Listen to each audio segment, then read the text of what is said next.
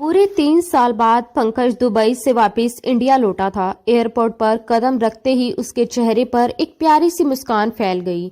अपने दिल को ये समझाने में उसे पूरे 3 साल लग गए थे कि अब उसे वापस लौटना चाहिए। इसी वजह से वह बिना किसी को बताए अचानक इंडिया आ गया था। वो सबको सरप्राइज देना चाहता था, खासकर ये देखना चाहता था कि शिल्पा उसे सामने देखकर कैसे रिएक्ट करेगी। शिल्पा एक बेहद खूबसूरत और मासूम सी लड़की थी और पंकज का दिल उसके लिए आज भी उसी बेताबी से धड़क रहा था। जैसे ही टैक्सी उसके बड़े से आलीशान बंगले के सामने आकर रुकी, उसने अपना सामान उतारा और डोरबेल बजाई। चौकीदार ने जब उसे देखा तो उसके चेहरे पर खुशी फैल गई। वह मुस्कुराते हुए बोला, साहब जी आप आ गए, और तुरंत दरवाजा खोल दिया। पंकज ने अपना सामान नौकर को थमाया और बोला, अंदर ले आओ। फिर पूरे स्टाइल और आत्मविश्वास के साथ बंगले के अंदर दाखिल हो गया। लाउंज में कदम रखते ही उसकी नजर सबसे पहले अपनी माँ सरोज जी पर पड़ी, जो नौकरानी से रात के खाने के बारे में बात कर रही थी। लेकिन जैसे ही उनकी नजर पंकज पर पड़ी, वे हैरानी से भर गई। वह तुरंत सोफे से उठी और तेजी से उसके पास आकर बोली, पंकज तुम आ गए, तुमने खबर तक नहीं दी। ये कहते हुए उन्होंने पंकज को अपने सीने से लगा लिया। उनकी आंखों से आंसू बहने लगे। उनका बेटा 3 साल पहले गुस्से में घर छोड़कर चला गया था और उसने पीछे मुड़कर भी नहीं देखा था। फोन पर भी वह बहुत कम बात करता था, इसलिए आज उसे सामने देखकर सरोज जी भावुक और बेताब हो गई थी। कुछ ही पलों में मनोज भी अपने कमरे से बाहर निकल आया। जैसे ही उसने पंकज को देखा, वह खुशी से चिल्लाता हुआ बोला, भैया भैया, और दौड़कर उसके पास आ गया। वह बार बार कह रहा था, मम्मा मुझे भैया से मिलना है, मम्मा मुझे भैया से मिलना है। मनोज उम्र में तो 22 साल का था, लेकिन मानसिक रूप से थोड़ा कमजोर था और हर बात को दोहराने की आदत रखता था।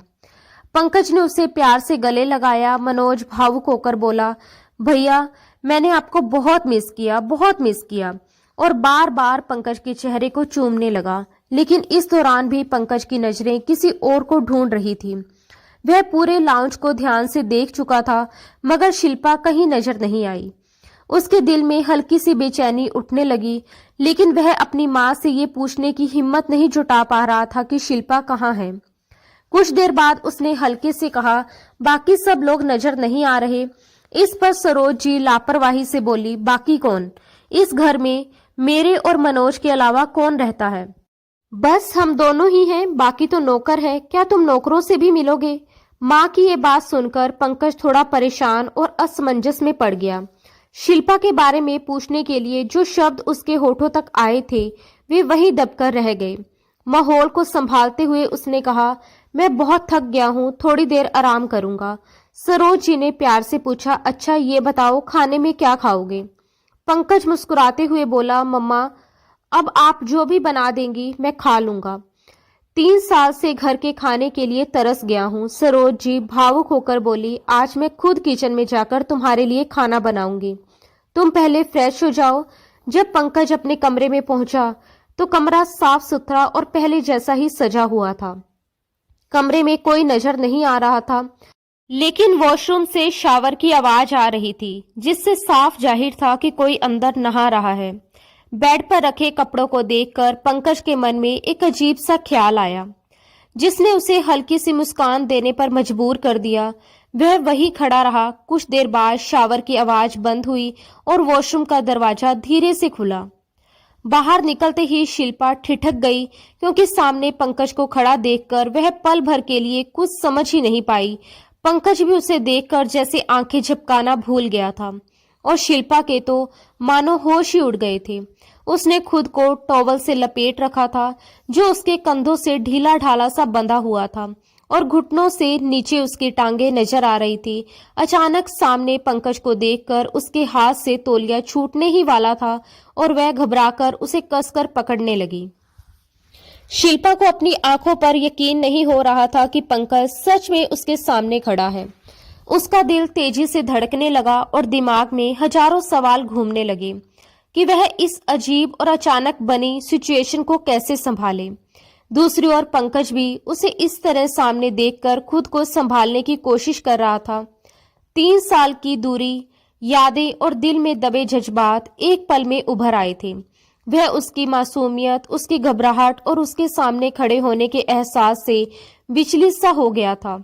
वह धीरे धीरे एक एक कदम बढ़ाकर उसकी ओर आया, लेकिन शिल्पा बुरी तरह घबरा गई और पीछे हटने लगी। घबराई हुई आवाज में वह बोली, आप यहाँ? पंकज ने हल्की मुस्कान और हैरानी भरे लहजे में कहा, हाँ मैं। क्यों, क्या हुआ?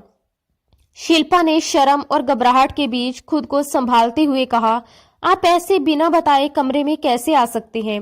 पंकज ने सहज अंदाज में जवाब दिया, दरवाजा खोलकर, ये मेरा ही कमरा है, मैं अपने कमरे में क्यों नहीं आ सकता?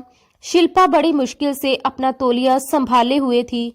उसकी आंखों में शर्म, घबराहट और हैरानी साफ झलक रही थी।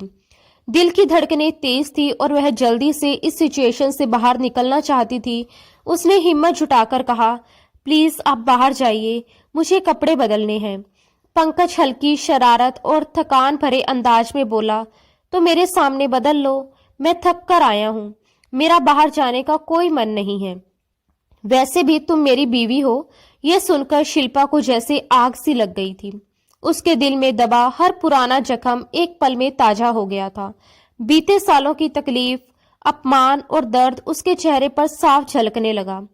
कांपती हुई आवाज में वह बोली, प्लीज बाहर जाइए, लेकिन पंकज का बाहर जाने का कोई इरादा नहीं था। शिल्पा एक हाथ से अपने तौलिए को कसकर थामे हुए थी और जैसे ही दूसरे हाथ से बेड पर रखे अपने कपड़े उठाने लगी, पंकज ने अचानक उसकी कलाई पकड़ ली। उसी पल उसका दूसरा हाथ उसके तौलिए पर जा टिका। शिल्पा की जान जैसे गले में अटक गई थी। डर, शर्म और घबराहट से उसकी आंखें फैल गई। वह कांपते हुए बोली, पंकज प्लीज, ये आप क्या कर रहे हैं? पंकज ने भावनाओं में बहते हुए कहा, अपनी बीवी से प्यार जताने की कोशिश कर रहा हूं, जो इस हाल में भी कियामत ढा रही है, आते ही मुझे पागल कर रही है। शिल्पा और भी ज्यादा घबरा गई और भराई हुई आवाज में बोली, आप शायद भूल गए हैं कि आप मुझे किस हाल में छोड़कर गए थे। उसकी आंखों में आंसू झलक आए और फिर एक गहरी सिसकारी उसके होठों से निकल गई। उसकी टूटती हुई हालत देखकर पंकज का दिल भी पसीज गया। उसने तुरंत उसका हाथ छोड़ दिया। शिल्पा जल्दी से अपने कपड़े उठाकर वॉशरूम के अंदर चली गई। कमरे में एक अजीब सी खामोशी छा गई। पंकज ने गहरी सांस ली। उसके दिल में अपने किए पर पछतावा भी था, लेकिन उस वक्त हालात ही कुछ ऐसे बन गए थे कि वह खुद पर काबू नहीं रख पाया था। कुछ देर बाद जब शिल्पा वॉशरूम से बाहर आई तो उसकी नजरें झुकी हुई थी और चेहरे पर गहरी उदासी छाई हुई थी। पंकज ने मन ही मन ठान लिया था कि वह रात को उसकी सारी शिकायतें, गिले शिकवे और दर्द दूर करने की कोशिश करेगा। वह उसे इतना प्यार देगा कि 3 साल की सारी कड़वाहट उसके दिल से मिट जाएगी। लेकिन शिल्पा वॉशरूम से निकलते ही बिना कुछ कहे सीधा कमरे से बाहर चली गई। सफर की थकान और मन की उथल पुथल से पंकज भी परेशान था, इसलिए नहाकर कपड़े बदलने के बाद वह कुछ देर के लिए सो गया।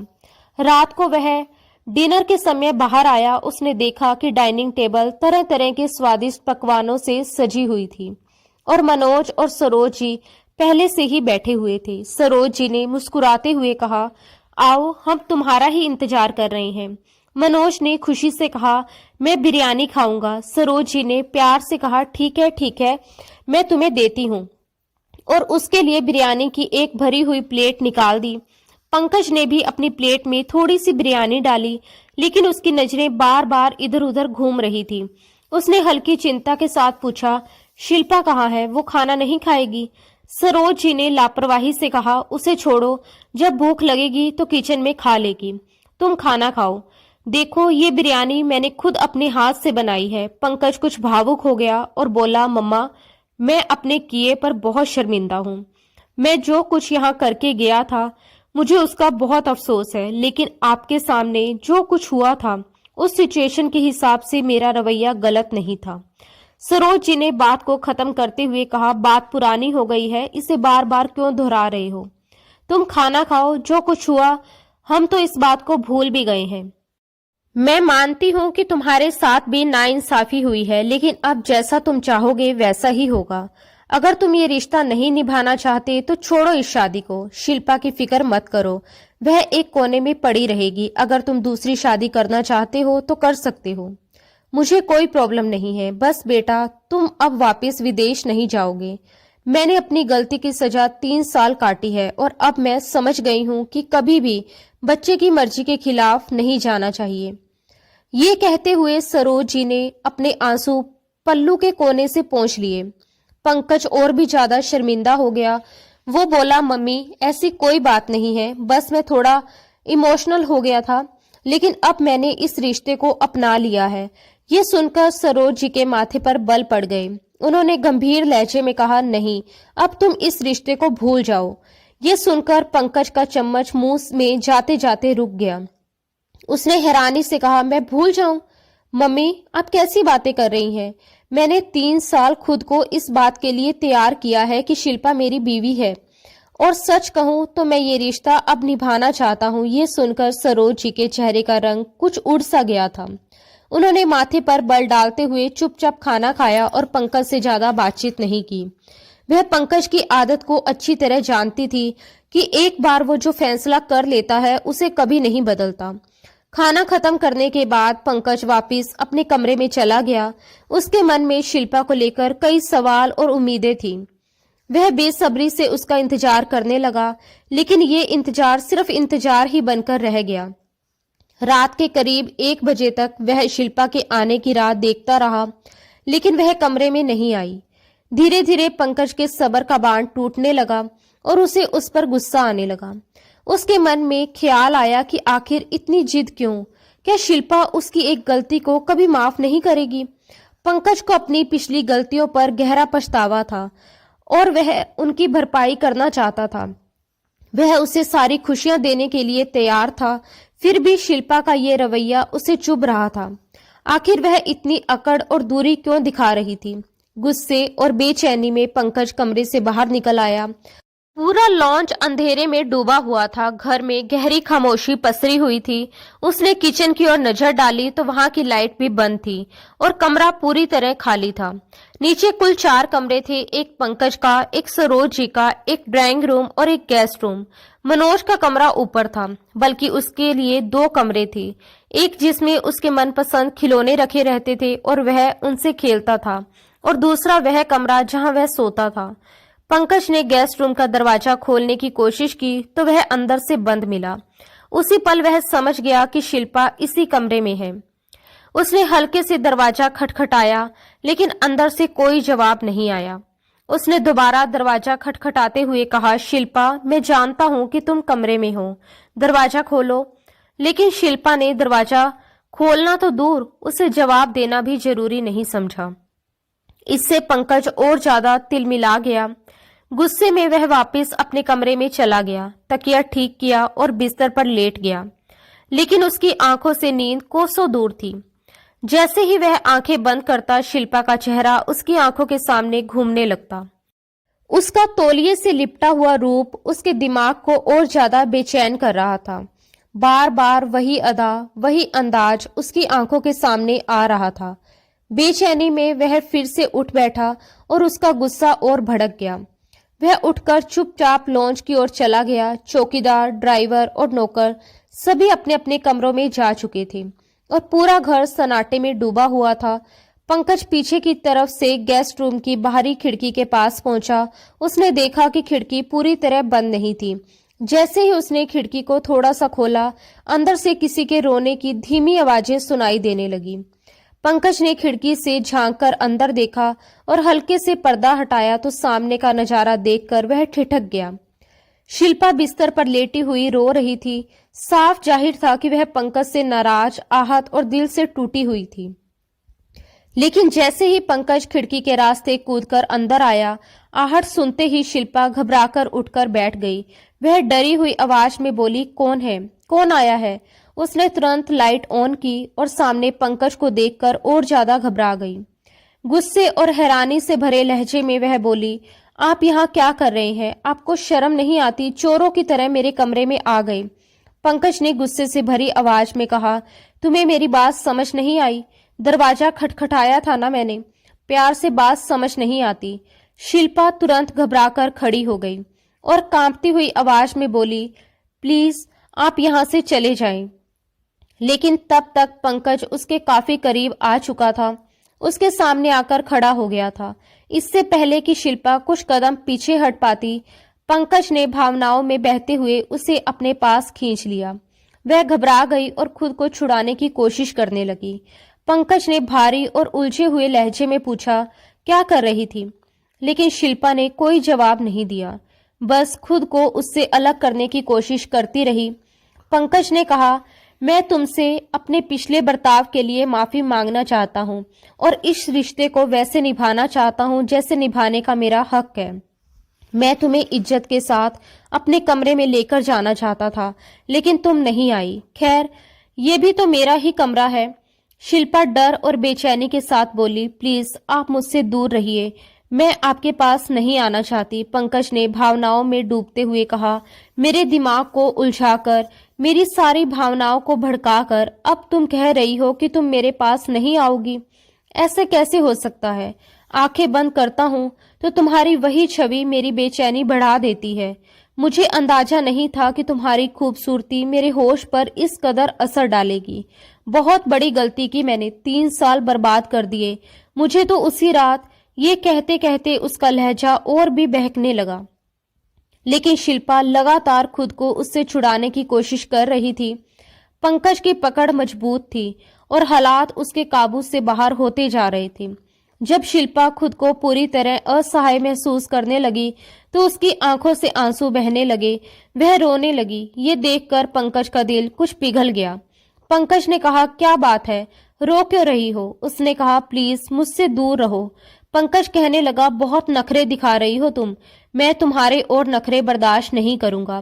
ये कहकर वह उसे बिस्तर तक ले आया और उसे बिस्तर पर लिटा दिया। इससे पहले कि वह उठती या कोई विरोध करती, पंकज ने उसे मौका ही नहीं दिया था। वह खुद को उस पर गिरा चुका था और अब उसके ऊपर हावी हो चुका था। वह कहने लगी, प्लीज एक बार मेरी बात सुन ले। लेकिन पंकज बेसुध होकर आगे बढ़ने लगा था। उसने उसके बालों को पूरी तरह खोल दिया था और अपनी उंगलियां उसके बालों में फंसा दी थी। इससे पहले कि वह अपनी बेचैनी उस पर उतारता, वह बेहोश हो चुकी थी। उसे बिल्कुल निस्तेज देखकर पंकज के होश उड़ गए। वह उसे हिलाने डुलाने लगा और कहने लगा, भगवान के लिए उठो, तुम्हें क्या हुआ है? मैंने तो तुम्हारे साथ ऐसा कुछ भी नहीं किया, अभी तो कुछ किया ही नहीं। लेकिन शिल्पा को होश नहीं आ रहा था। पंकज इतना परेशान था कि रात को ही उसे गोद में उठाकर लॉन से होते हुए बाहर ले आया। उसने अपनी गाड़ी की पिछली सीट पर उसे बड़ी सावधानी से लिटाया, फिर मेन गेट खोलकर गाड़ी बाहर निकाली।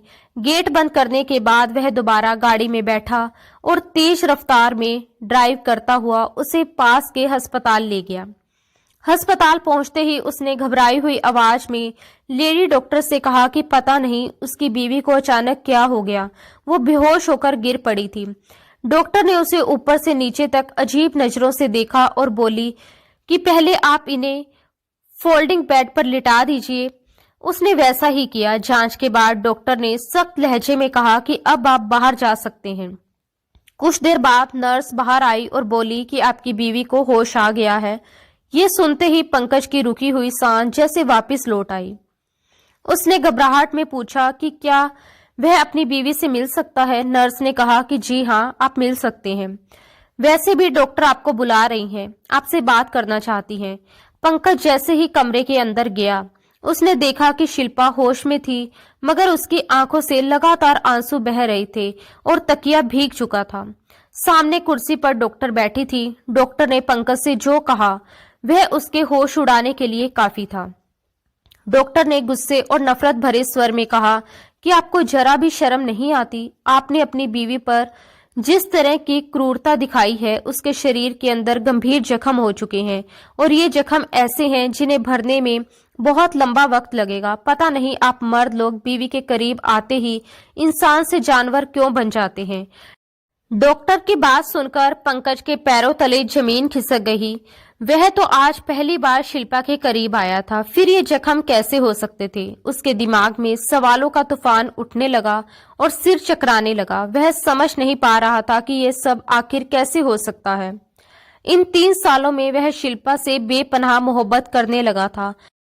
उसे अपनी की हुई हर गलती का एहसास हो चुका था और वह मन ही मन अपने किए का प्रायश्चित करना चाहता था। लेकिन उसे ये बिल्कुल अंदाजा नहीं था कि वह लड़की जो उसकी अमानत थी इतना बड़ा कदम उठा बैठेगी। आखिर उसने ये सब किस सोच के साथ किया था? पंकज अंदर ही अंदर गुस्से से उबल रहा था, लेकिन डॉक्टर के सामने वह कुछ बोल नहीं पाया। उधर शिल्पा की हालत ये थी कि वह पंकज से नजरें तक नहीं मिला पा रही थी। वह समझ नहीं पा रही थी कि पंकज के सवालों का क्या जवाब दे, क्योंकि उसकी आंखों में उठते सवाल वह साफ देख चुकी थी और उन सवालों का उसके पास कोई जवाब नहीं था। फिलहाल जब पंकज ने शिल्पा से गाड़ी में आकर बैठने को कहा तो उस वक्त उसका लहजा बेहद रूखा था। शिल्पा बहुत परेशान थी कि वह पंकज को क्या जवाब देगी, लेकिन गाड़ी में भी पंकज ने उससे कोई सवाल नहीं किया। पंकज के दिमाग में तो जैसे आंधियां चल रही थी। उसके जहन में सब कुछ धीरे धीरे वापस आने लगा कि उस दिन आखिर हुआ क्या था, वही घटना जिसने उसकी पूरी जिंदगी को बदल कर रख दिया था। बड़े उदास और टूटे हुए मन से पंकज अपने कमरे में दाखिल हुआ, जहां शिल्पा डरी सहमी बैठी हुई थी। उस वक्त पंकज की आंखों में जैसे खून उतर आया था। वह सोच भी नहीं सकता था कि उसके साथ ऐसा कुछ हो भी सकता है। वह गुस्से से कमरे में घुसा और दरवाजा इतनी जोर से बंद किया कि शिल्पा कांप उठी। वह गुस्से में कहने लगा, तुम क्या समझती हो कि मैं तुम्हारा घूंघट उठाऊंगा, तुम्हारी तारीफ में जमीन आसमान एक कर दूंगा, या तुम्हें अपनी मोहब्बत से नवाज दूंगा? तुम एक अनचाही दुल्हन बनकर मेरे घर आई हो। तुम मेरे लिए बिल्कुल भी कोई अहमियत नहीं रखती। मैं तुम्हारी शक्ल तक देखना पसंद नहीं करता। तुम्हारे साथ बैठकर बात करना तो बहुत दूर की बात है। पंकज का बस चलता तो वह उस नाजुक सी लड़की का बुरा हाल कर देता। वह तो वहां सिर्फ एक शादी में शामिल होने गया था। उसे क्या पता था कि किसी और की होने वाली बीवी उसकी अपनी बीवी बन जाएगी। वह अपनी माँ के साथ एक शादी में गया था। सरोज जी की सहेली की बेटी की शादी थी। उस वक्त पंकज को दुबई से आए हुए कुछ ही महीने हुए थे और उसे दोबारा वापस दुबई भी जाना था। लेकिन सरोज जी जिद करके उसे अपनी सहेली की बेटी की शादी में ले गई थी। वह एक पिछड़ा सा इलाका था, जहां एक छोटे से घर के सामने ही तंबू लगा हुआ था और मेहमानों को वहीं बिठाया जा रहा था। पंकज इस तरह की शादियों में आने का आदी नहीं था। हमेशा अमीर लोगों के साथ ही उसका उठना बैठना और मिलना जुलना रहा था। वह सिर्फ अपनी माँ के जोर देने पर वहां आया था, इसलिए चुपचाप जाकर कुर्सी पर बैठ गया। वहां उसके लिए दिलचस्पी के लायक कुछ भी नहीं था, इसलिए वह अपने मोबाइल पर टेक्स्ट मैसेज करने लगा। शादी के बारे में उसने अभी कुछ भी नहीं सोचा था। कुछ देर बाद दुल्हन को स्टेज पर लाया गया। पहली ही नजर जब पंकज की शिल्पा पर पड़ी तो वह मन ही मन उसकी खूबसूरती देखकर तारीफ किए बिना नहीं रह पाया। वह यही सोच रहा था कि इसका होने वाला पति कितना खुशनसीब है, जिसे ये हीरे जैसी दुल्हन मिलने वाली है। उसके होने वाले दूल्हे का नाम मुकेश था। उसने सोचा मुकेश की किस्मत बहुत अच्छी है। उसने गहरी सांस ली और फिर दोबारा अपने मोबाइल में बिजी हो गया। लेकिन बारात का इंतजार ही रह गया। रात के 11 बज चुके थे, लेकिन बारात अब तक नहीं आई थी। शिल्पा के पापा ने लड़के वालों को कई बार फोन किया, लेकिन किसी ने फोन नहीं उठाया। आखिरकार उसके पापा खुद लड़के वालों के घर गए, लेकिन जब वापस आए तो रोते हुए अपना सीना पीट रहे थे और कह रहे थे कि मेरी बेटी की जिंदगी को दांव पर लगाकर वह शख्स ना जाने कहां भाग गया। पता नहीं लोग अपने बेटों की शादियां करते वक्त उनकी रजामंदी क्यों नहीं पूछते। अगर उस लड़के का किसी और लड़की के साथ चक्कर था तो फिर मेरी बेटी के साथ रिश्ता क्यों तय किया? मेरी बेटी को अब कौन इज्जत देगा? मेरी दहलीज पर तो अब दोबारा कोई कदम भी नहीं रखेगा। मेरी बेटी साफ होते हुए भी किसी के घर की इज्जत नहीं बन पाएगी। उन्हें रोता देखकर पंकज को भी बहुत दुख हुआ और सरोज जी की आंखों से भी आंसू बहने लगे थे। वह शायद पहली लड़की थी जो दुल्हन बनी बैठी फूट फूट कर रो रही थी। उसका बाप शायद पहला बाप था जो हॉल में मौजूद सभी लड़कों के पिताओं के सामने हाथ जोड़कर कह रहा था कि भगवान के लिए मेरी बेटी की शादी अपने बेटे से कर दो, इसे अपनी इज्जत बना लो। अगर आज इसकी शादी नहीं हुई तो कभी नहीं होगी। मेरी बेटी की इज्जत रख लो, कोई है जो मेरी बेटी की इज्जत रख ले। उसे यूं रोता बिलखता देखकर पंकज के दिल में भी कुछ हिला था, लेकिन सरोज जी से ये सब देखा नहीं गया। उन्होंने कहा कि हाँ, मेरा बेटा अपनाएगा आपकी बेटी को, आप शादी की रस्में शुरू करवाएं। ये सुनकर पंकज का हैरानी से बुरा हाल हो गया था। वह सोच भी नहीं सकता था कि उसकी अपनी माँ उसे इस तरह बलि का बकरा बना देगी। उसे इस बात का दुख जरूर था कि लड़के वाले आखिरी वक्त में मुकर गए और एक लड़की की जिंदगी बर्बाद होने जा रही थी। ये तकलीफ वह समझ सकता था, लेकिन इसका हल ये तो नहीं था कि उसकी जबरदस्ती शादी कर दी जाए। वह सरोज जी को घूरता रह गया, लेकिन सरोज जी ने उसके इशारों को भी अनदेखा कर दिया और उसकी शादी शिल्पा से करवा दी। पंकज बेमन से शादी करके घर तो आ गया था, लेकिन जैसे ही घर में दाखिल हुआ, उसने गुस्से में तूफान खड़ा कर दिया। शिल्पा तो खड़ी की खड़ी कांपती रह गई। वह गुस्से में कहने लगा कि मैं इस लड़की से शादी हरगिज नहीं निभाऊंगा। आपने जबरदस्ती ये रिश्ता करवाया है, ये संबंध मैं कभी नहीं निभा पाऊंगा। वैसे भी मेरी कल की ही फ्लाइट है, मैं वापस दुबई चला जाऊंगा। फिर वह चिल्लाकर बोला, ये लड़की आप लोगों की जिम्मेदारी है, आपने क्यों जबरदस्ती मेरी शादी इससे करवाई। सरोज जी उसे समझाने लगी और उन्होंने नौकरानी से कहा कि जाओ, शिल्पा को पंकज के कमरे में ले जाकर बिठा दो। यह सुनते ही पंकज और भड़क गया और कहने लगा, ये मेरे कमरे में नहीं जाएगी। लेकिन तब तक नौकरानी शिल्पा को उसके कमरे में बिठाकर लौट चुकी थी। पंकज अपनी मां पर चिल्लाते हुए कह रहा था, मैंने तो इस लड़की के दूल्हे से नहीं कहा था कि वह भाग जाए ताकि ये मुसीबत मेरे गले पड़ जाए। आप जानती हैं कि मैं अभी शादी करना ही नहीं चाहता था, और अगर कभी करता भी तो किसी मिडिल क्लास लड़की से नहीं करता। मुझे हाई क्लास और हाई सोसाइटी की लड़कियां पसंद है। आपने क्या सोचकर मेरी शादी इस लड़की से कर दी। मैं इसके साथ कोई रिश्ता नहीं निभाऊंगा और वापस कभी नहीं आऊंगा। आपने अपने बेटे की कुर्बानी दे दी है। ये सुनकर सरोज जी रोने लगी। उन्होंने मिन्नतें करके उसे जबरदस्ती कमरे में भेजा, लेकिन वह शिल्पा पर भी चिल्ला रहा था। वह कहने लगा कि जबरदस्ती की बीवी को मैं बीवी नहीं मानता। तुम एक अनचाही दुल्हन हो जिसके पति के दिल में कभी जगह नहीं बनती, और मेरे दिल में भी कभी नहीं बनेगी। ये कहकर उसने शिल्पा का हाथ पकड़ा और उसे नीचे सोफे पर धक्का दे दिया और बोला कि ये तुम्हारी औकात है, तुम यहीं सोओगी। तुम्हारी इतनी अहमियत नहीं कि मैं तुम्हें अपने बिस्तर पर जगह दूं। ये कहकर वह गुस्से में बिस्तर पर लेट गया। शिल्पा पूरी रात दबी हुई सिसकियों के साथ रोती रही। सुबह कमरे में हलचल की आवाज से उसकी नींद टूटी तो उसने देखा कि पंकज बैग में अपने कपड़े रख रहा था। वह उठकर बैठ गई और रोते हुए बोली कि आप मुझे किस बात की सजा दे रहे हैं, मेरा तो कोई दोष नहीं है। पंकज ने सख्ती से कहा कि मुझसे बात मत करो, तुम्हारी वजह से ये सब हुआ है। तुम्हारे बाप की इज्जत का ठेका मैंने नहीं ले रखा था, अब मेरे नाम पर सारी जिंदगी बैठी रहो। बहुत शौक था तुम्हारे बाप को तुम्हें विदा करने का, हो गई विदाई। आ गई तुम मेरे घर, लेकिन याद रखना मेरे पास आकर तुम्हें कभी सुकून नहीं मिलेगा। मैं अपनी मर्जी से दूसरी शादी करूंगा और करके दिखाऊंगा।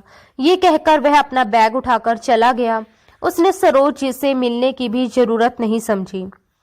दुबई पहुंचकर कुछ महीनों तक उसका गुस्सा बहुत तेज रहा, लेकिन धीरे धीरे उसे अपनी गलती का एहसास होने लगा। जिस कंपनी में वह काम करता था वहां वह कॉन्ट्रैक्ट साइन कर चुका था, इसलिए 3 साल से पहले वह इंडिया नहीं आ सकता था। इन 3 सालों में उसका गुस्सा ठंडा पड़ गया।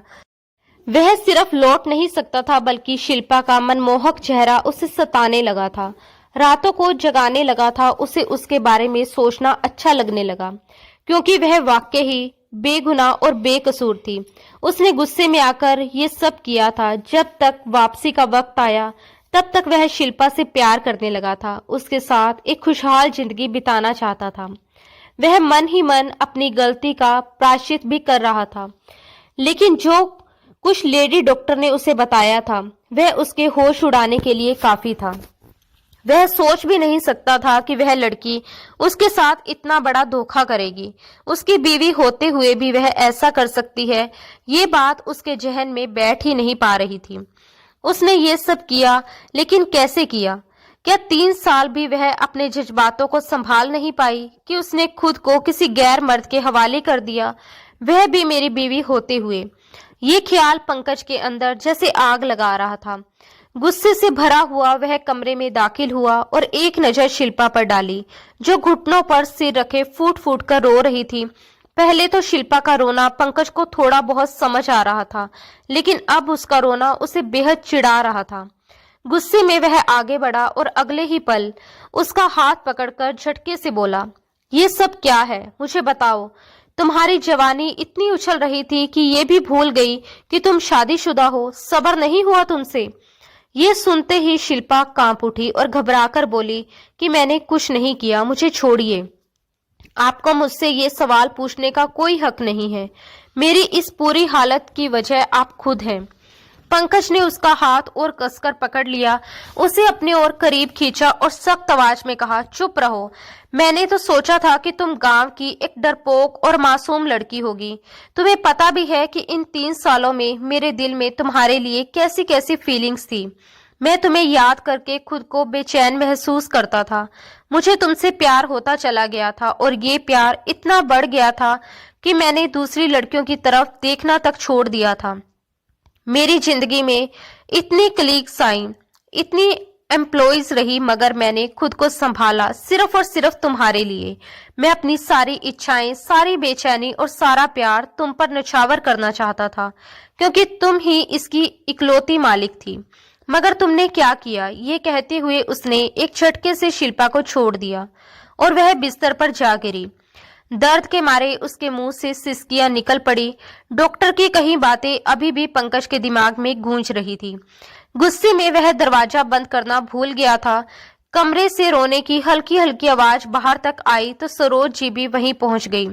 वह ठीक उसी वक्त कमरे में आई जब पंकज ने शिल्पा को बिस्तर पर झटक कर गिराया था। अगले ही पल सरोज जी घबराकर बोली, हे भगवान, क्या हो गया बेटा? इस लड़की ने तुम्हें क्या कह दिया? सब ठीक तो है ना? अपनी माँ को सामने देखकर पंकज तुरंत शिल्पा से दूर हट गया और बोला, कुछ नहीं मम्मी, आप यहाँ से जाइए, ये मेरा और इसका पर्सनल मैटर है। मगर उसकी बात सुनते ही सरोज जी तुरंत आगे बढ़ गई। शिल्पा पहले ही पंकज की डांट सुन चुकी थी। दिल और दिमाग दोनों टूट चुके थे और अब सरोज जी ने भी उसके कंधों को पकड़कर उसे जोर से झंझोड़ दिया। गुस्से और ताने से भरी आवाज में वह बोली, तुमने मेरे बेटे के साथ क्या कर दिया? तुम्हारी वजह से मेरा बेटा पूरे 3 साल तक मुझसे दूर रहा। मैं तो आज उस पल को कोसती हूँ जब तुम पर दया दिखाकर तुम्हें अपने घर की बहू बनाकर ले आई थी, और अब जब मेरा बेटा वापस लौटा है, अभी ठीक से 2 दिन भी नहीं हुए कि तुमने फिर से उसे परेशान करना शुरू कर दिया। चलो यहाँ से, मैं तुम्हें इस कमरे में नहीं रहने दूंगी। ये कहते हुए वह शिल्पा का हाथ पकड़कर उसे वहां से ले जाने लगी। तभी पंकज ने आगे बढ़कर अपनी माँ को रोक लिया।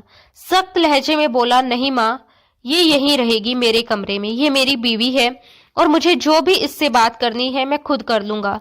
सरोज जी लगातार उसे समझाती रही कि नहीं, तुम इस लड़की से दूर रहो, ये कहीं से भी तुम्हारे लेवल की नहीं है। लेकिन पंकज ने अपनी माँ को जिस नजर से घूर कर देखा, उसे देखकर सरोज जी को मजबूरन उसका हाथ छोड़ना पड़ा। पंकज ने दरवाजा बंद कर अंदर से लॉक कर लिया, फिर पलटकर शिल्पा की तरफ देखा और गुस्से में बोला, ये रोने का नाटक बंद करो और साफ साफ बताओ कि किसके साथ तुमने गलत काम किया है। मुझे सब बताओ। शिल्पा डर के मारे 2 कदम पीछे हट गई। कांपते हाथों से अपने आंसू पोंछते हुए बोली, मैं कुछ नहीं जानती, मुझे बस इतना पता है कि मेरे साथ जो कुछ भी हुआ है उसकी वजह सिर्फ और सिर्फ आप हैं। फिर हिम्मत जुटाकर शिल्पा ने कहा, अगर आप मुझे एक नई नवेली दुल्हन को यूं अकेला छोड़कर ना जाते तो मेरे साथ ये सब कुछ कभी ना होता। पंकज उसकी बात का मतलब समझ ही नहीं पा रहा था, बल्कि उल्टा वो यही मान बैठा था कि शायद ये लड़की सच में अपनी इच्छाओं पर काबू ना रख पाई और किसी गैर मर्द के साथ गलत कर चुकी है। यही शक और गुस्सा उसके दिमाग पर पूरी तरह हावी हो गया। उसके दिल में शिल्पा के लिए नफरत की आग भड़कने लगी। वह गुस्से में दहाड़ते हुए बोला, बहुत शौक था तुम्हें अपने पति की अमानत में खयानत करने का। पति की गैर मौजूदगी में अपने आशिकों के साथ वक्त गुजारने का।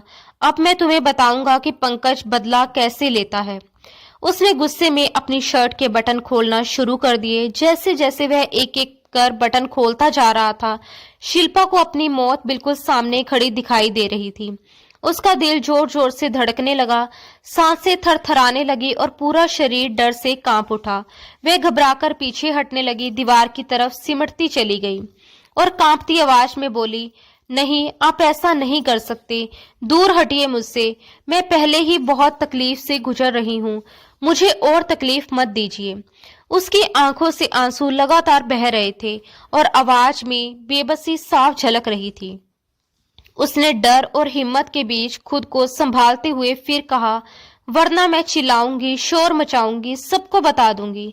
शिल्पा के मुंह से ये सुनते ही पंकज झट से आगे बढ़ा और उसी का दुपट्टा उसके गले से खींच लिया।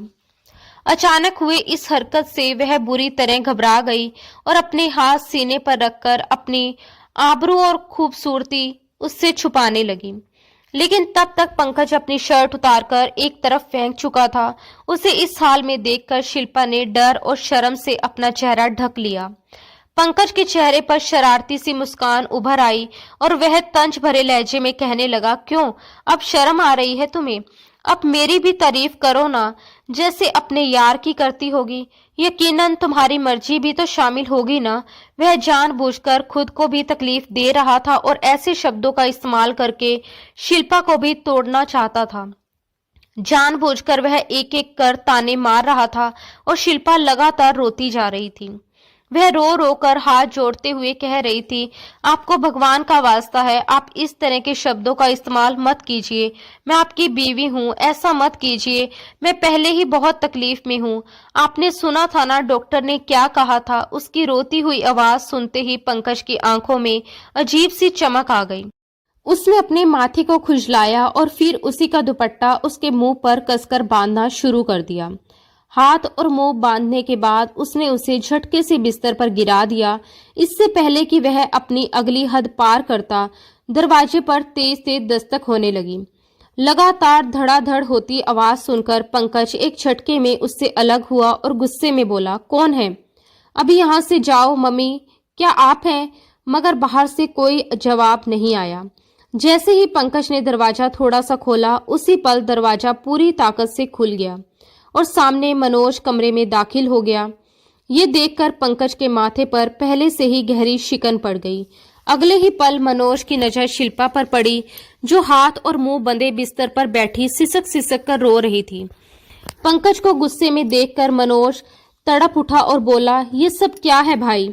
आप इतनी प्यारी भाभी के साथ ऐसा बर्ताव कैसे कर सकते हैं? आपको शर्म आनी चाहिए। इतनी प्यारी गुड़िया जैसी सॉफ्ट सी शिल्पा के साथ आप ये सब कैसे कर सकते हैं? आपने उसे बांधकर क्यों रखा है? ये कहते हुए वह तुरंत शिल्पा की तरफ बढ़ा। मनोज को अपनी ओर आते देखकर शिल्पा और डर गई।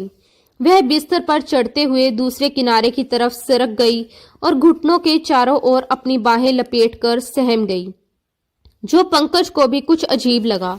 मगर उसी वक्त उसे मनोज पर भी गुस्सा आ गया और वह चिल्लाकर बोला, मनोज, तमीज नहीं है क्या तुम्हें? क्या माँ ने ये नहीं सिखाया यूं किसी के कमरे में नहीं घुसते? मनोज तुरंत पलटकर बोला, ये किसी का कमरा नहीं है, ये मेरी शिल्पा का कमरा है, समझे आप यहाँ से चले जाइए। आपने इसे बांधकर क्यों रखा है? हाँ, क्यों बांधा है?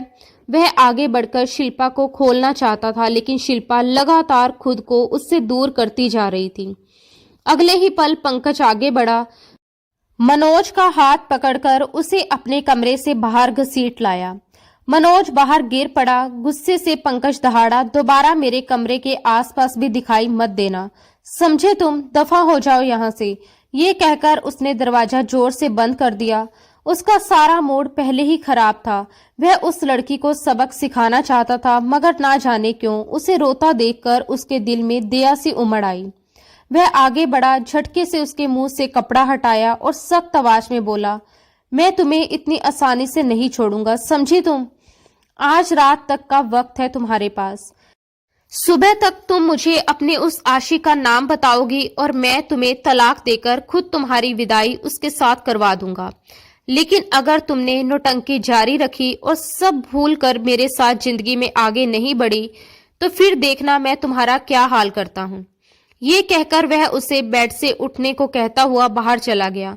शिल्पा एक तरफ सोफे पर बैठी रोती रही और पूरी रात वही गुजार दी। वह कैसे बताती, किन शब्दों में बताती, उसकी आंखों से आंसू रुकने का नाम नहीं ले रहे थे। रोते रोते वह सोफे पर ही आधी लेटी हुई सो गई।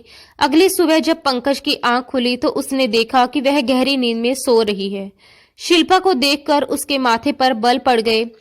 कितनी मासूम दिखती है, मगर अंदर से उतनी ही बेकाबू लड़की है। कौन जानता था कि इस मासूम चेहरे के पीछे कैसी लड़की छिपी है जो कुछ वक्त के लिए भी अपने पति का इंतजार नहीं कर पाई।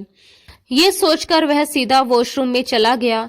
आज वक्त से पहले ही उसकी आंख खुल गई थी। शायद वह सारी रात ठीक से सोया ही नहीं था। फ्रेश होने के बाद वह कमरे से बाहर निकला।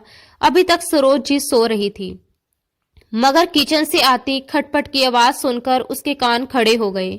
वह बाहर जॉगिंग के लिए निकलने ही वाला था कि आवाज सुनकर रुक गया। धीरे धीरे बिना कोई आहट किए वह किचन की ओर बढ़ा और दीवार की ओट लिए थोड़ी दूर पर खड़ा हो गया। अंदर से नौकरानी की आवाज आ रही थी, अरे छोटे साहब, ये क्या कर रहे हैं आप? अगर बीवी जी ने देख लिया तो आपको तो कुछ नहीं कहेगी, लेकिन मुझे बहुत मारेगी, वह भी मुर्गा बनाकर। वह हंसते हुए उससे बात कर रही थी। तभी किचन में गूंजी आवाज सुनकर पंकज के होश उड़ गए।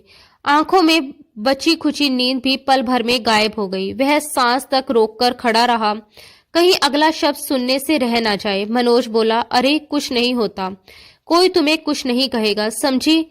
कोई तुम्हें कुछ नहीं कहेगा, मैं हूं ना, बस मेरी बात मानती जा, बदले में जो कहोगी मैं करता जाऊंगा। मनोज की आवाज कांप रही थी।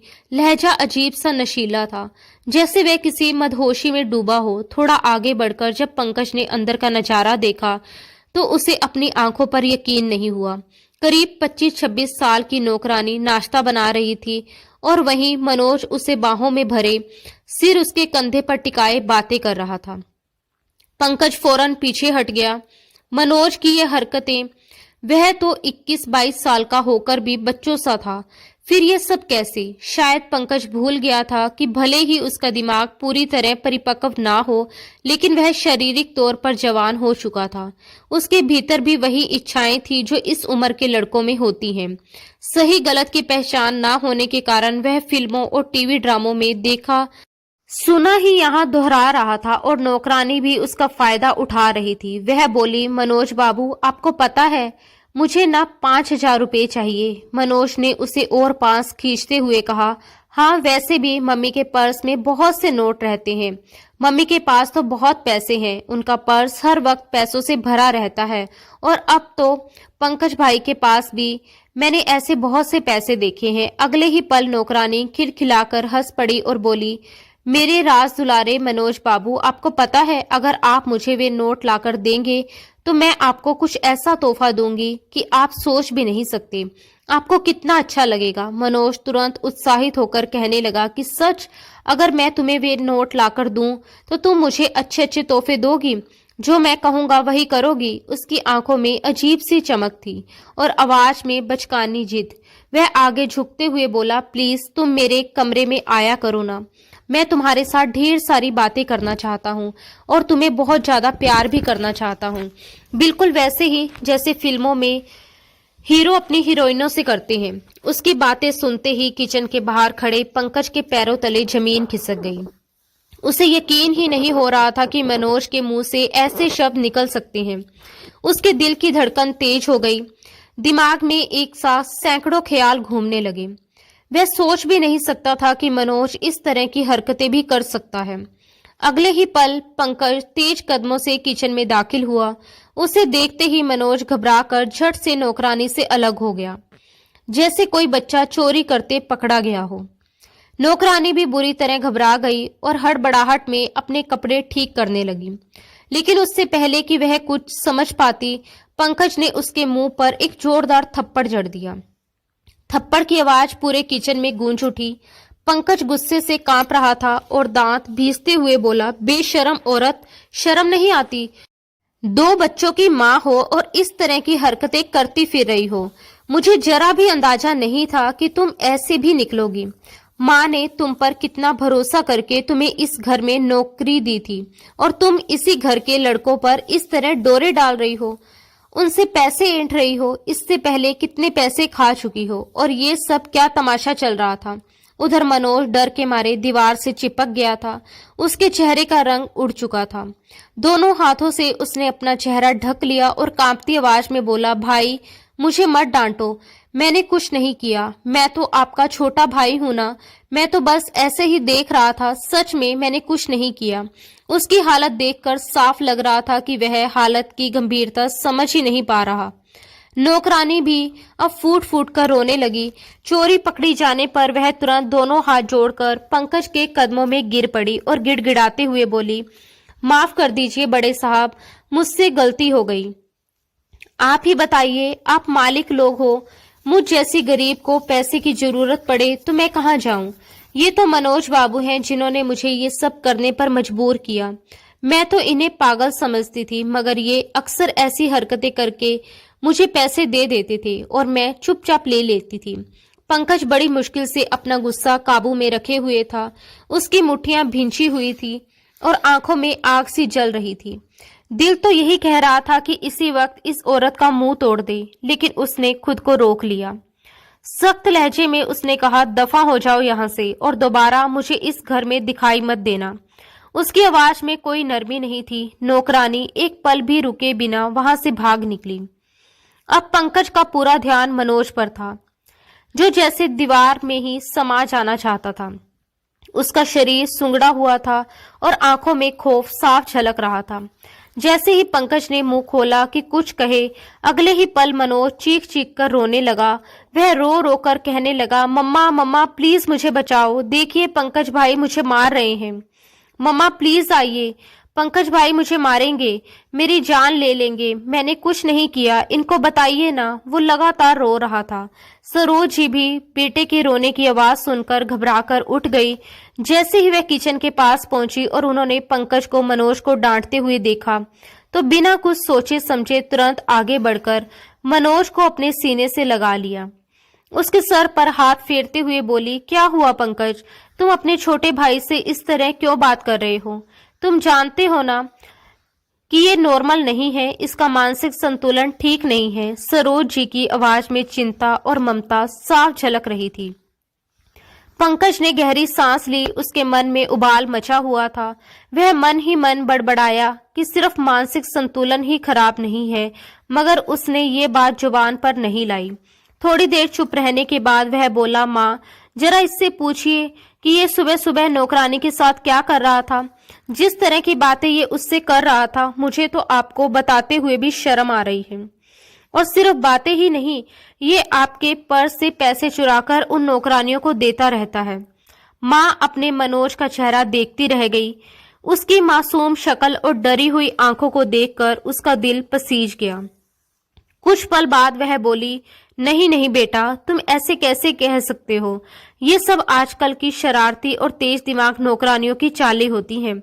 जरूर उन्होंने ही इसे फंसाने की कोशिश की होगी। तुम फिक्र मत करो, मैं आज ही उसे नौकरी से निकाल दूंगी और उसकी जगह कोई भरोसेमंद लड़की रख लूंगी। ये कहते हुए वह मनोज का हाथ पकड़कर उसे अपने साथ वहां से ले गई। उसके बाद पंकज का पूरा दिन जैसे बोझ में बीत गया। घर में भी उसका मन काम में बिल्कुल नहीं लग रहा था। रह रहकर उसे सुबह का वह मंजर याद आ जाता और फिर पिछली रात शिल्पा के साथ हुई पूरी घटना उसकी आंखों के सामने घूम जाती। वह खुद को ही कोसते हुए मन ही मन कहने लगा, वाह पंकज, जिंदगी में पहली बार तुझे कोई लड़की दिल से पसंद आई, जो तेरी बीवी थी, जिसके साथ तू अपनी पूरी जिंदगी खुशी से बिताना चाहता था। इतनी खूबसूरत बीवी तो किस्मत वालों को मिलती है, मगर जैसे चांद पर दाग होते हैं, वैसे ही तेरी बीवी ने भी तुम्हारे साथ विश्वासघात कर दिया। भारी दिमाग और थके हुए बदन के साथ वह बाहर से शाम को घर लौटा तो घर में कदम रखते ही उसकी नजर सबसे पहले किचन से काम निपटाकर बाहर निकली हुई शिल्पा पर पड़ी। उसने अपना दुपट्टा एक तरफ कमर पर बांधा हुआ था। गर्मी की वजह से उसके चेहरे और गर्दन पर पसीने की बूंदें चमक रही थी। वह अपने ही ख्यालों में खोई दुपट्टे के कोने से पसीना पोंछती हुई कमरे की तरफ जा रही थी। तभी पंकज की नजर मनोज पर पड़ी, जो टीवी पर कार्टून देखते हुए भी शिल्पा को अजीब सी चमक भरी आंखों से घूर रहा था। ये देखकर पंकज का खून खोल उठा। उसने तुरंत तेज आवाज में शिल्पा को पुकारा। शिल्पा ने पलटकर उसकी तरफ देखा और घबराकर तुरंत अपना दुपट्टा ठीक करती हुई उसके पास आ गई। पंकज सख्त लहजे में बोला, ये क्या तरीका है? आइंदा के बाद मैं तुम्हें यूं दुपट्टा कमर पर बांधे हुए घूमते हुए नहीं देखना चाहता। पंकज का हाथ बढ़ते ही शिल्पा ने तुरंत दुपट्टा अपने सीने पर ठीक से ले लिया। ये सब देखकर सरोज जी हंस पड़ी, जो खुद अक्सर बिना दुपट्टे के ही घर में घूमती थी। उस वक्त भी वह ढीली ढाली कुर्ती और ट्राउजर में थी। हंसते हुए पंकज के पास आकर बोली, क्या पंकज बेटा, क्या हो गया? तुम कब से पुराने जमाने के मर्दों की तरह अपनी बीवी पर पाबंदियां लगाने लगे? पंकज ने उन पर एक चुभती हुई नजर डाली और कठोर स्वर में कहा, इसे समझाइए, अपनी नजरों के इरादे ठीक रखे, ऐसा ना हो कि मुझसे 2 थप्पड़ खाकर इसे अकल आ जाए। ये सुनते ही सरोज जी के चेहरे पर कई रंग आकर चले गए। पंकज को देखते ही मनोज घबरा गया और तुरंत अपने कमरे की ओर भाग गया। पंकज वहीं लॉन्च में बैठ गया। कुछ देर सरोज जी से बातें करता रहा। सरोज जी उसके सामने एक के बाद एक कई लड़कियों की तस्वीरें रखती जा रही थी और कहने लगी, बताओ बेटा, तुम्हें इनमें से कौन सी लड़की पसंद है? मेरा बेटा जिस लड़की पर हाथ रखेगा मैं तुम्हारी शादी उसी से करवा दूंगी। मगर पंकज बिना कोई प्रतिक्रिया दिए चुपचाप उन तस्वीरों को देखता रहा। कुछ देर बाद उसने धीमे स्वर में कहा, मैं अभी इस बारे में आपको कुछ नहीं बता सकता। मैं बहुत ज्यादा थका हुआ हूँ और दिमागी तौर पर परेशान भी हूँ। जब मेरा मन शांत हो जाएगा तभी मैं आपको अपनी राय दूंगा।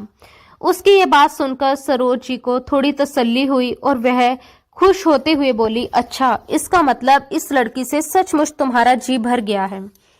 ये अच्छा ही है, इस लड़की को अपनी जिंदगी से हटा दो। वैसे भी इसका तुम्हारी जिंदगी में होना या ना होना कोई मायने नहीं रखता। माँ की ये बात सुनने के बाद वह सीधे अपने कमरे में आया। कमरे में प्रवेश करते ही उसने देखा कि शिल्पा सामने खड़ी थी। शिल्पा को देखकर उसने बिना कुछ कहे अलमारी से अपने कपड़े निकाले और खुद भी तैयार होकर बाहर आने लगा। तभी शिल्पा एक बार फिर किचन की ओर बढ़ी, लेकिन पंकज ने आवाज देकर उसे वहीं रोक लिया और सख्त लहजे में कहा, मैंने तुम्हें क्या कहा था? क्या तुम्हें सुनाई नहीं देता? शिल्पा डरते हुए बोली, क्या? मैंने तो कुछ नहीं सुना। ये सुनकर पंकज ने दोनों हाथ सीने पर बांध लिए और तीखे स्वर में बोला, मैंने तुम्हें कहा था ना कि तुम मुझे अपने उस बॉयफ्रेंड का नाम बताओगे जिसने मेरी गैर हाजिरी में तुम्हें खुशी दी है। ये सुनते ही शिल्पा ने अपनी नजरें फेर ली और कुछ पल चुप रहने के बाद बोली, मैं आपसे बार बार कह रही हूँ कि मुझसे इस तरीके से बात मत कीजिए। उतना ही बोलिए जितना बाद में आप हजम भी कर सकें। जो सवाल आप मुझसे पूछ रहे हैं वही सवाल अगर जाकर आप अपनी माँ से पूछेंगे तो ज्यादा अच्छा होगा, क्योंकि आपकी माँ ही इन सवालों का सबसे सही जवाब आपको दे सकती है। इतना कहकर शिल्पा वहां से चली गई और पंकज गहरी सोच में पड़ गया कि आखिर इस बारे में अपनी माँ से कैसे पूछे। काफी देर सोचने के बाद उसने बात को घुमा फिराकर अपनी माँ से पूछा, इन 3 सालों में शिल्पा कितनी बार अपने पेरेंट्स के घर गई है? जवाब में सरोज जी ने बेपरवाही से कहा, कहाँ गई? उसे तो हमारे इस बड़े घर की ऐसी आदत पड़ गई, एसी में रहती है। बड़ी मुश्किल से इन 3 सालों में कोई 8 से 10 बार ही अपने पेरेंट्स के घर गई होगी। पंकज ने फिर सवाल किया कि नहीं, मेरे आने से पहले पिछली बार वह कब गई थी? सरोज जी ने बेफिक्री से मुंह में कुछ डालते हुए जवाब दिया, अरे इसे तो 5 से 6 महीने हो चुके हैं, ये अपने पेरेंट्स के घर गई ही नहीं। ये सुनते ही पंकज गहरी सोच में डूब गया। इसका मतलब साफ था कि वह जो भी था यही का था, लेकिन कौन था वो? पंकज के दिमाग में एक के बाद कई सवाल और शक जन्म लेने लगे। अलग अलग कड़ियां जुड़ने लगी, मगर हर बार वह खुद ही शक के आगे सिर हिलाकर खुद को समझा लेता कि नहीं, ऐसा नहीं हो सकता। अगले दिन वह किसी काम से घर से बाहर गया हुआ था और जल्दी घर लौट आया। मन में एक ही ख्याल था कि आज अपनी माँ को सरप्राइज देगा। उसे लगा शायद माँ किचन में होगी। वह दबे कदमों से चलता हुआ किचन के दरवाजे तक पहुंचा ही था कि अंदर से शिल्पा के रोने की आवाज आने लगी। शिल्पा सिसक सिसक कर रो रही थी। उसकी आवाज सुनते ही पंकज के कदम वहीं थम गए और उसका दिल जोर जोर से धड़कने लगा। अगले ही पल अंदर से एक कर्कश आवाज गूंजी, कमीनी, क्या बताया है तूने पंकज को?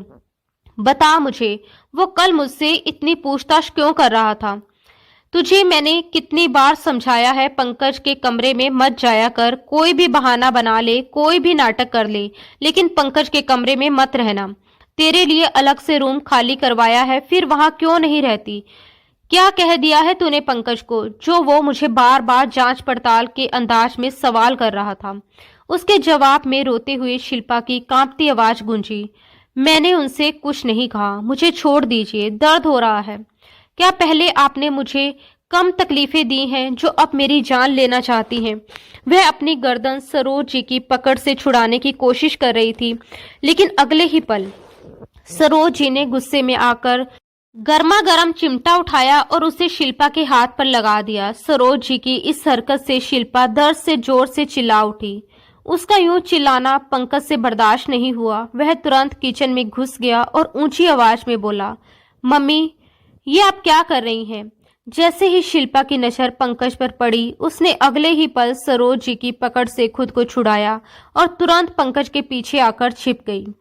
वह रोते हुए अपने जले हुए हाथ को सहलाती हुई पंकज से चिपक गई, जैसे उसमें ही उसे एकमात्र सहारा दिख रहा हो। यह दृश्य देखकर सरोज जी के चेहरे का रंग उड़ गया। वह घबराते हुए बोली, पंकज बेटा, तुम छोड़ो, कुछ नहीं है, बस ये हम औरतों का मामला है। तुम ये बताओ कि इस लड़की को कैसे ठिकाने लगाना है, बाकी सब मैं संभाल लूंगी। पंकज ने सख्त लहजे में कहा, मम्मी, ये क्या बात कर रही थी, मुझे साफ साफ बताइए। लेकिन सरोज जी बात टालते हुए बोली, इसने दाल में नमक ज्यादा डाल दिया था, बस उसी पर समझा रही थी कि मसाले कैसे डालने जाते हैं।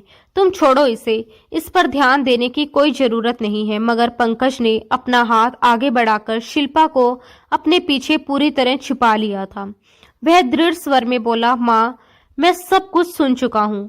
ऐसी कौन सी बात है, कौन सा राज है जिसे आप इसे छुपाने के लिए कह रही थी? मुझे सच बताइए, आपको मेरी कसम। फिर उसने पीछे खड़ी शिल्पा की ओर देखते हुए कहा, शिल्पा, तुम मुझे सब बताओ, तुम्हें किसी से डरने की जरूरत नहीं है। एक एक शब्द सच बताओगी, अभी के अभी, वरना।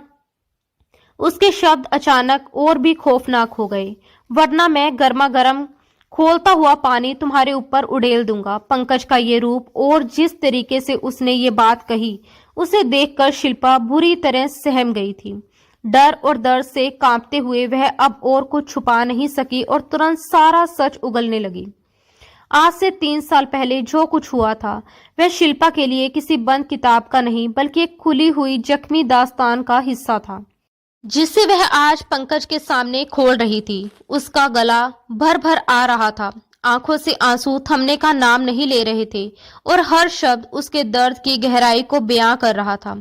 वह फूट फूट कर रोते हुए कहने लगी, आप मुझे छोड़कर जा चुके थे और मैं आपके कमरे में अकेली बैठी लगातार रो रही थी। मन बहुत घबराया हुआ था, शरीर थक चुका था और दिमाग सुन पड़ गया था। मैं यूं ही अधलेटी हालत में बैठी थी कि अचानक कमरे में एकदम से अंधेरा छा गया। पहले तो मुझे समझ ही नहीं आया कि क्या हुआ, फिर अगले ही पल मुझे किसी की मौजूदगी का एहसास हुआ। मुझे लगा शायद आप वापस आ गए हैं, शायद मेरी तकलीफ देखकर लौट आए हों, लेकिन वह मेरी बहुत बड़ी गलतफहमी थी। कमरे में कोई और था जो धीरे धीरे मेरे करीब आया और फिर मेरे साथ गलत करने लगा। ये कहते हुए शिल्पा की सिसकियां तेज हो गई। वह रोते हुए आगे बताने लगी, उस रात मनोज ने मौके का फायदा उठाया था। उससे कुछ देर पहले वह अकेले अपने कमरे में बैठकर एक फिल्म देख चुका था, जिसमें दुल्हा दुल्हन के बीच होने वाली चीजें दिखाई गई थी और उसी ने उसके दिमाग को और ज्यादा गंदा कर दिया था। उसी वक्त उसने अपने मन में ये घटिया सोच बना ली थी कि जब भाई नई दुल्हन को छोड़कर चला गया है, तो अब भाभी के साथ ये सब उसे ही करना पड़ेगा। इसी सोच के साथ वह बिना सोचे समझे सीधे शिल्पा के कमरे में दाखिल हो गया। कमरे में जानबूझकर अंधेरा कर दिया गया और जबरदस्ती उसके साथ गलत काम किया गया। जब शिल्पा को पास में मनोज को लेटा हुआ दिखा, तो उसे जैसा सदमा लग गया। वह डर, बेबसी और घिन से कांप उठी और जोर जोर से पंकज को आवाजें देने लगी, मदद के लिए चीखने लगी। उसी शोर को सुनकर सरोज कमरे में आई। वहां का दृश्य देखकर और मनोज को रोते हुए खुद ही सारी बात कबूल कर लेने पर सरोज के होश उड़ गए थे। लेकिन उन्होंने सच्चाई का सामना करने की बजाय सारा दोष उल्टा शिल्पा पर ही डाल दिया। वह उसे डांटते हुए बोली थी, चुप कर, क्या तमाशा लगा रखा है? इज्जत का जनाजा निकालेगी क्या? जो कुछ हुआ अब हो गया। खबरदार जो तुमने किसी को भी बताने की कोशिश की, वरना बालों से पकड़कर तुम्हें घर से बाहर निकाल दूंगी। भीख मांगने के काबिल भी नहीं रहोगी। अपने गांव से कोसों दूर आई शिल्पा के लिए उस वक्त कोई रास्ता नहीं बचा था। उसे ये तक नहीं पता था कि वापस कैसे जाना है, किससे मदद मांगनी है। डरी, सहमी और पूरी तरह मजबूर होकर वह उसी घर में रहने को मजबूर हो गई।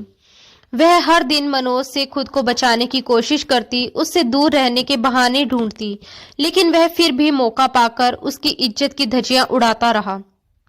और इन सब में सरोज जी उसका पूरा पूरा साथ देती रही। उन्हें बस यही उम्मीद थी कि पंकज इस लड़की को कभी स्वीकार नहीं करेगा। इस तरह उनका लाडला बेटा इस लड़की को अपने मतलब के लिए इस्तेमाल करता रहेगा। शिल्पा जब रोते हुए एक एक सच बयां कर चुकी तो कमरे में सन्नाटा छा गया और सरोज जी नजरें चुराए खड़ी थी, जैसे उनके पास अब कहने को कुछ भी बाकी ना हो। पंकज का तो बस नहीं चल रहा था कि वह पूरे घर को तबाह करके रख दे। इस वक्त उसे शिल्पा पर बेइंतहा दया आ रही थी, जिस पर उसके छोटे भाई मनोज ने वहशत और दरिंदगी की सारी हदें पार कर दी थी। मनोज की हरकतें पंकज को शुरू से ही नापसंद थी और उसके दिल में उसके लिए नफरत के भाव पैदा करती रही। आज जब सारा सच उसके सामने था तो उसका गुस्सा काबू से बाहर हो चुका था। उसने आगे बढ़कर शिल्पा का हाथ थाम लिया और सख्त लहजे में कहा, मम्मी, मैं सपने में भी नहीं सोच सकता था कि आप इतनी गलत हो सकती हैं। आपको जरा भी शर्म नहीं आई?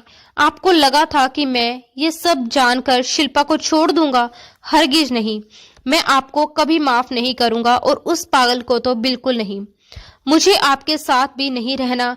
ये कहते हुए उसने अपना सारा सामान पैक किया और शिल्पा को अपने साथ लेकर बिना पीछे देखे घर छोड़कर निकल गया।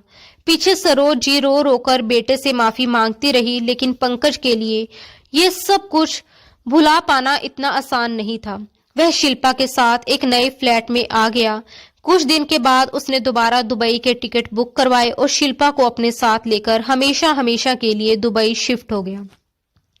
वहां दोनों ने एक दूसरे को फिर से समझना शुरू किया। धीरे धीरे वे बीती हुई सारी कड़वी यादों को एक बुरा सपना मानकर आगे बढ़ने लगे। पंकज के दिल में शिल्पा की वही जगह वापस लौट आई थी जो कभी उसकी थी, और शिल्पा भी तमाम पुराने जख्मों को पीछे छोड़कर नई जिंदगी की ओर बढ़ने लगी थी। एक शाम जब पंकज ऑफिस से घर लौट रहा था तो उसने बड़े प्यार भरे अंदाज में शिल्पा को कॉल किया। मेरी प्यारी स्वीट वाइफ, आज लाल सूट में तैयार रहना। मैं आज रात तुम्हारे साथ मोहब्बत के पल गुजारना चाहता हूँ। ये सुनकर शिल्पा शर्मा गई और मुस्कुराते हुए कॉल बंद करते समय बस इतना ही कहा, जल्दी आइएगा, मैं भी बड़ी बेताबी से आपका इंतजार कर रही हूँ। ये सुनकर पंकज का दिल खुशी से भर गया और उसका बस नहीं चल रहा था कि वह उड़ता हुआ उसके पास पहुंच जाए। जब पंकज ने घर में कदम रखा तो सामने उसकी बीवी शिल्पा जिस खुले और प्यार भरे अंदाज में उसका स्वागत करती हुई मिली, उसकी सारी थकान पल भर में गायब हो गई। वह आगे बढ़ा, अपनी बीवी को बाहों में भर लिया और अपने प्यार का इजहार करते हुए उसे कमरे की ओर ले गया। उसके बाद कमरे में उनकी प्यार भरी आवाजें गूंजने लगी, जो उस नए रिश्ते और नई शुरुआत को और भी खूबसूरत बना रही थी। दोस्तों, उम्मीद है कि आपको हमारी कहानी पसंद आई होगी। अगर आपको ये कहानी पसंद आई हो तो वीडियो को लाइक करें। अगर आप हमारे चैनल पर नए हैं तो चैनल को सब्सक्राइब जरूर करें। और हाँ, अगले अपडेट सबसे पहले पाने के लिए नोटिफिकेशन बेल दबाना ना भूलें। धन्यवाद दोस्तों। राधे राधे।